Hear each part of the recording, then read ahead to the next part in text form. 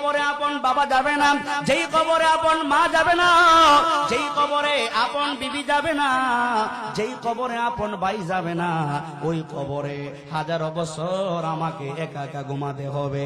কেমনে ঘুমাবো ভাই, চিন্তা করার দরকার আছে না নাই? আল্লাহর নবী বলেন কেমনে ঘুমাবা?